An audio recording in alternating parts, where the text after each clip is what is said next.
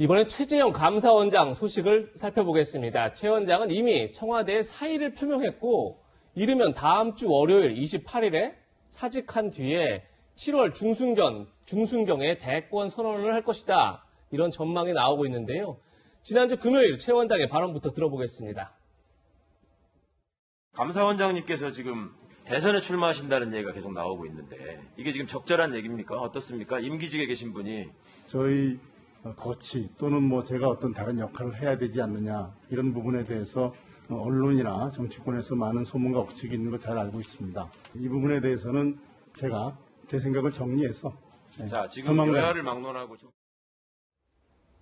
이현주 의원님, 네. 최 원장이 다음 주 사직을 하게 되면 사직의 변을 내놓을 텐데 거기에 대선과 관련된 정치 행보와 관련된 얘기도 포함될까요? 어떻게 보십니까? 일단 이제 사직과 바로 대선 행보는 이어지진 않을 것 같아요. 예. 일정 정도 시간을 두고서 왜 해야 될 것 같은데 왜냐하면 우리가 윤석열 전 총장 같은 경우는 이제 1년 내내 사실은 추미애 장관 갈등 속에서 본인의 공정이라는 명분, 또 법치, 헌법 정신 이런 것들을 이제 국민들한테 각인시키면서 그 자연스러운 이제 사퇴가 됐잖아요. 더군다나 이제 검수완박이라는 걸 하면서 결국 그 명분을 집권 여당 쪽에서 만들어준 그런 결과가 됐습니다. 예. 근데 최재형 감사원장은 이게 왜 출마를 하지? 라는 부분에 대한 국민적인 여러 가지 아직까지도 지금 해결되지 않는 문제가 있어요.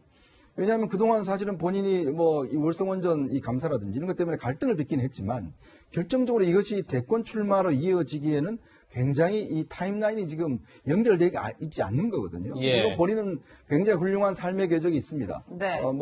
이 학교 시절, 학창 시절의 이야기라든지 본인 집안 이야기라든지 많은 그게 스토리텔링이 있지만 문제는 그것만 갖고 대권에 가지는 않지 않습니까? 대권이라는 게 단지 현 정부에 반대한다고 해서만 또 되는 것도 아니거든요.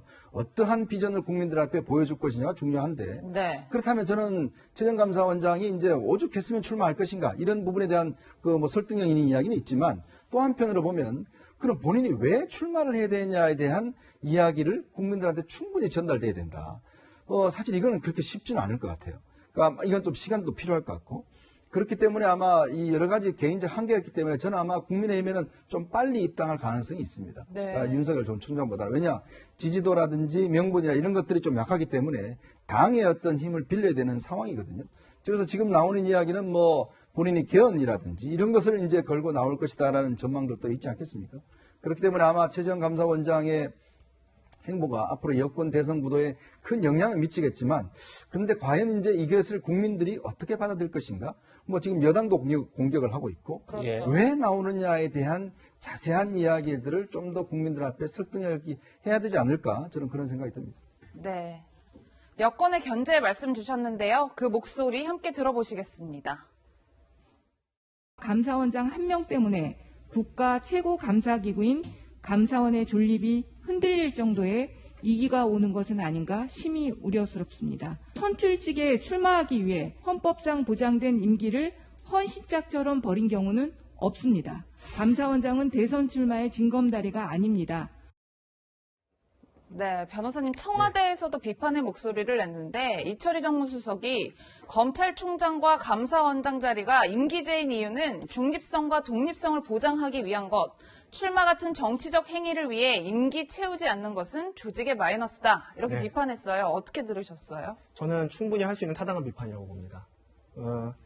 그래서 최재형 감사원장이 만약에 출마하기로 결심을 하면 그러한 비판은 본인이 안고 가야 될 거예요. 대신에 출마 명분을 명확하게 세워야겠죠. 일단 헌법상 기본권 중에서는 이제 공무담임권, 피선거권이 있지 않습니까? 그러니까 이제 최재형 감사원장이 본인 기본권이 있기 때문에 그거가 이제 공직선거법에 제한하는 어떤 수준이 아니라면 얼마든지 출마를 할 수 있는 거고요, 원칙적으로.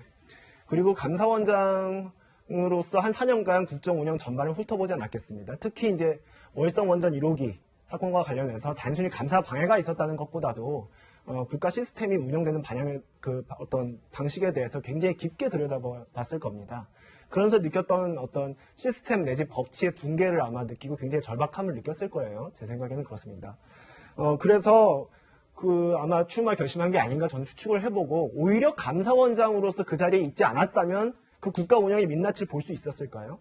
거꾸로 얘기하면요. 감사원장이었기 때문에 그걸 볼 수 있었던 거죠. 그래서 제 생각에는 뭐 그런 점들을 종합하면 최재형 감사원장한테 뭐 정치는 소명일 수도 있겠다라는 생각이 들고 그에 따른 비판은 본인이 감수해야 될 거예요. 네. 정치권 소식까지 짚어봤습니다. 세 분과는 여기서 인사드리겠습니다. 고맙습니다. 감사합니다.